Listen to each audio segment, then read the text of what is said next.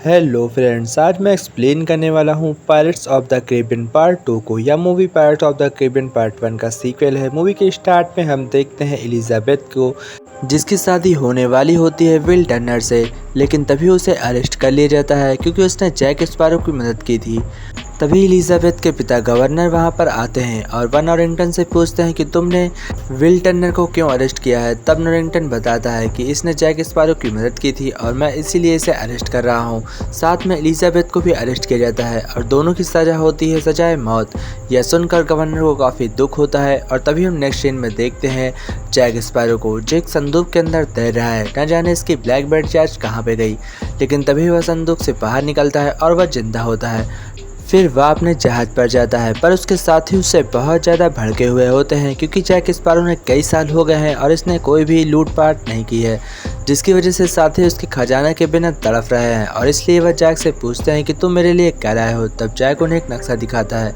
इधर हम देखते हैं नॉरिंगटन को। नॉरिंगटन विल टर्नर को रिहा करने की एक शर्त रखता है और कहता है अगर तुम मेरे पास जैक स्पैरो का कंपास लाकर मुझे दे दो, इसके बदले मैं तुम्हें रिहा कर दूंगा और तुम्हारी शादी एलिजाबेथ से हो जाएगी। और फिर हम देखते हैं जैक को। जैक अपने जहाज पर बैठकर कुछ पी रहा होता है, तभी उसकी ड्रिंक खत्म हो जाती है और उसी के साथ वह ड्रिंक लेने के लिए नीचे जाता है, जहां पर हम देखते हैं विल टर्नर के पिता को, जिनका नाम बिल होता है और वह इस समय मौत के सौदागर के लिए काम कर रहे हैं। वह जैक स्पैरो को बताने आते हैं कि अगर तुमने 3 दिन के अंदर डेवी जॉनसन से नहीं मिले तो तुम्हारी ब्लैक बर्ड के साथ तुम्हें भी दफना दिया जाएगा। यह सुनकर जैक काफ़ी डर जाता है और तभी उसके हाथ में एक श्राप लग जाता है, काले रंग का धब्बा। यह देखकर सब बहुत ज़्यादा घबराते हैं क्योंकि जिसके हाथ में भी काला धब्बा होता है वह कभी भी नहीं बचता।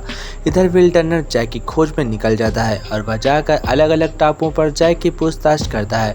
तभी उनमें से एक आदमी उसे बताता है कि जैक का ब्लैकबर्ड जहाज एक सुनसान टापू पर खड़ा है, अगर तुम चाहो तो वहां जाकर चेक कर सकते हो। तभी विल उस टापू पर जाता है और वहां जैसे ही जाता है तो वहां के बंजारे उसे अरेस्ट कर लेते हैं और उसे पकड़कर जैक के पास लेकर जाते हैं। जैक उन बंजारों का राजा होता है। जैसे ही विल जैक को देखता है तो वह जैक से कहता है कि प्लीज़ मुझे बचा लो, मुझे बचा लो, ये लोग मुझे मार देंगे। उसके बाद जैक उन बंजारों से कुछ कहता है और फिर हमें दिखाते हैं एलिजाबेथ को। एलिजाबेथ को फांसी से बचाने के लिए गवर्नर उसे रात में भगाकर दूसरे देश लेकर जाने की कोशिश करते हैं, लेकिन तभी बीच में नॉरिंगटन आ जाता है और वह एलिजाबेथ को पकड़ने ही वाला होता है कि एलिजाबेथ उसे सौदा करती है और उससे कहती है कि मैं तुम्हें विल टर्नर, जैक स्पैरो और उसे कंपास ला कर दूंगी, बदले में तुम मुझे रिहाई दोगे। यह सुनकर वो भी वहां से निकल जाती है और यह सौदा पक्का हो जाता है। और फिर हम देखते हैं पिंटल और रैगेट को जो समुद्र पर एक छोटी सी नाव पर बैठकर ढूंढ रहे होते हैं और तभी उन्हें ब्लैकबर्ड जहाज दिखाई पड़ता है। इसलिए वो सोचते हैं क्यों ना इस जहाज को अकेले ही लेकर यहाँ से चला जाया जाए। उधर हम देखते हैं विल टर्नर और जैक के साथ ही एक बड़े से पिंजड़े के अंदर बंद है।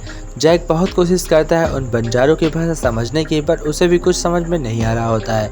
इसके बावजूद जैक वहां से भागने की कोशिश करता है, लेकिन जैक को पकड़ लिया जाता है और उसे जिंदा जलाने की कोशिश करते हैं। तभी एक आदमी भागते भागते आता है और वह कहता है कि वहां पर जैक के साथ ही रिहा हो गए हैं, हमें उन्हें पकड़ना चाहिए। सभी लोग जैक को छोड़कर उसके पास चले जाते हैं। तभी जैक वहां से भागने की कोशिश करता है और वह खाई से नीचे गिर जाता है, लेकिन उसकी किस्मत अच्छी होती है कि वह बहुत ही टकरा कर गिरता है, जिससे कि जिंदा बच जाता है। तभी हम देखते हैं जैक वहां से भाग की कोशिश करता है और उसके पीछे बंजारे आ रहे होते हैं और सही सलामत जैक अपने ब्लैकबर्ड जहाज पर पहुंच जाता है।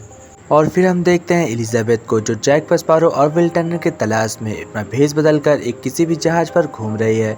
इधर जैक स्पैरो रात में एक बहुत ही महान जादूगरनी टिया से मिलने जाता है। टिया को समुद्र के बारे में सब कुछ पता होता है और समुद्र पर राज करने वाले कैप्टन के बारे में सब कुछ पता होता है। इसलिए जैक उसके पास जाता है और उसे एक चाबी का पेड़ दिखाता है। जैसे ही टिया उसे देखती है तो वह समझ जाती है ये चाबी किसकी है और वह उसे बताती है कि यह चाबी डेवी जॉनस की है। डेवी जॉनस इस समुद्री लुटेरे का सबसे पहला कप्तान था और उसने अपने दिल को चीरकर एक संदूक के अंदर बंद कर दिया है, तो आज भी धड़क रहा है।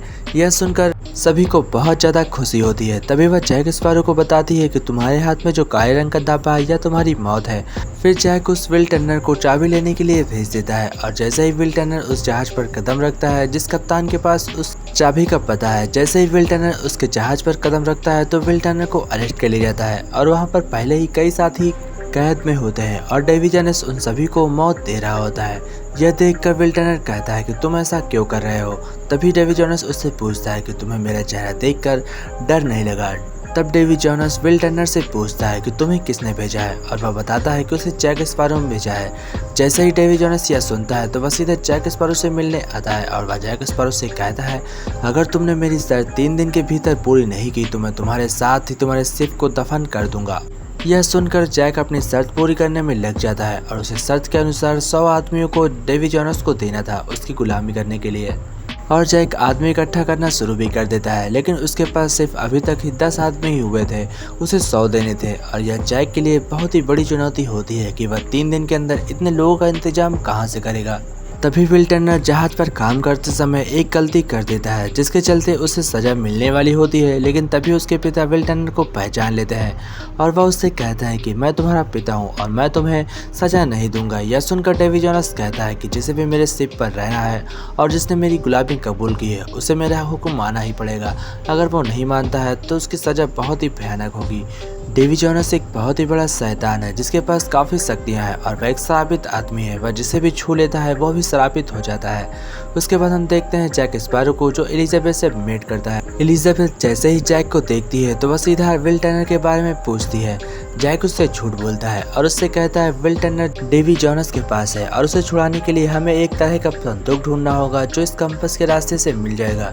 उसके बाद विल टर्नर डेवी जोनास को चुनौती देता है और उससे कहता है कि अगर मैं गेम में जीता तो मुझे शिप से जाने दोगे और अगर तुम हारे तो तुम्हें मुझे ये देना होगा। वह जैसे ही चाबी की फोटो दिखाता है तो उसे यकीन नहीं होता है कि उसे यह कैसे पता चला। इसके बावजूद डेवी जोनास अपने पास वो चाबी रखता हुआ उसे दिखाता है और उसे कहता है कि अगर तुम गेम जीते तो मैं तुम्हें यह चाबी दे दूंगा। यह सुनकर विल टर्नर गेम को आगे बढ़ाता है और वह गेम में जीत भी जाता है, लेकिन उसके डैड गेम में हार जाते हैं जिसके चलते डेवी जोनास उसकी चाबी तो नहीं देता बल्कि उसके डैड को उम्र कैद अपने जहाज पर गुलाम बनने का न्योता दे देता है। जैक एलिजाबेथ और उस कंपास की मदद से उस रास्ते पर निकल पड़ता है जहां पर वह संदूक दफन है जिसमें कि दिल है। और इधर हम देखते हैं कि विल टर्नर ने उस चाबी को चुरा लिया है और डेवी जोनास उसका पीछा कर रहा है। यह बहुत ही ज़्यादा खतरनाक होता है क्योंकि डेवी जोनास के पास एक क्रेकन नाम का बहुत ही बड़ा राक्षस होता है जो पानी में काम करता है। तभी वह राक्षस विल टर्नर की जहाज के ऊपर अटैक कर देता है और देखते ही देखते पूरी जहाज को चूर कर देता है और सभी आदमियों को खा लेता है। यह बहुत ही ज़्यादा भयानक दृश्य होता है क्योंकि इतना ज़्यादा खतरनाक मॉन्स्टर मैंने आज तक अपने जीवन में कभी नहीं देखा है। फिर हम देखते हैं जैक स्पैरो और एलिजाबेथ को जो दोनों उस टापू पर पहुंच जाते हैं जहां पर वह दिल खड़ा होता है। उसके बाद वो लोग एक छोटी सी बोट लेकर उस टापू पर जाते हैं खुदाई करने के लिए और कंपास की मदद से उस जगह का पता लगाते हैं। इधर हम देखते हैं डेवी जोनास भी देखकर जैक स्पैरो कि जैक स्पैरो उस जगह पर पहुंच गया है तो वह अपने जहाज को पानी के अंदर छिपा लेता है क्योंकि डेवी जोनास कभी भी मिट्टी पर नहीं आ सकता। वह हमेशा के लिए पानी में श्रापित कैद हो चुका है और इसीलिए जैक स्पैरो को जमीन पर कोई खतरा नहीं होता है। लेकिन तभी जैक, विल टर्नर और नॉरिंगटन के बीच फाइट होने लगती है जिसका फायदा उठाकर वहां पर कई सारे डेवी जोनास के आदमी भी आ जाते हैं। लेकिन जैक लड़ाई के बीच का फायदा उठाकर उस दिल को निकालकर अपने पास छुपा लेता है और उस डब्बे को बॉक्स को खाली ही बंद कर देता है। उस दिल को ले जाकर वह एक कांच से भरी बोतल के अंदर रख देता है, लेकिन उसके अंदर से भी वह दिल गायब हो जाता है जो नॉरिंगटन चुरा लेता है और नॉरिंगटन उस दिल को लेकर हमेशा के लिए इस टापू को छोड़कर चला जाता है। जैक को इस बात का अभी तक पता नहीं चला था कि उसके पास दिल नहीं है।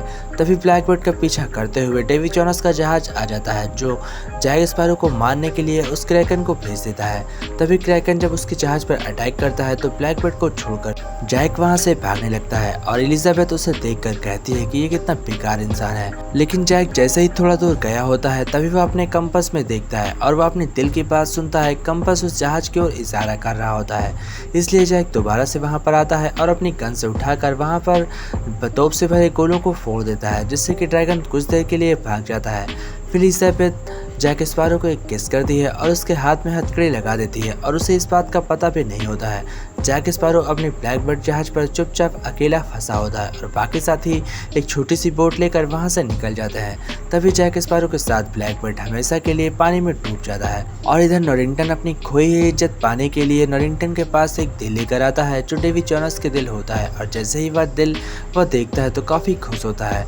फिर जैक और जैक के बचे हुए साथी टिया के पास जाते हैं और टिया से जैक की वापसी की बात करते हैं और तभी हमें बोरबोसा को दिखाया जाता है।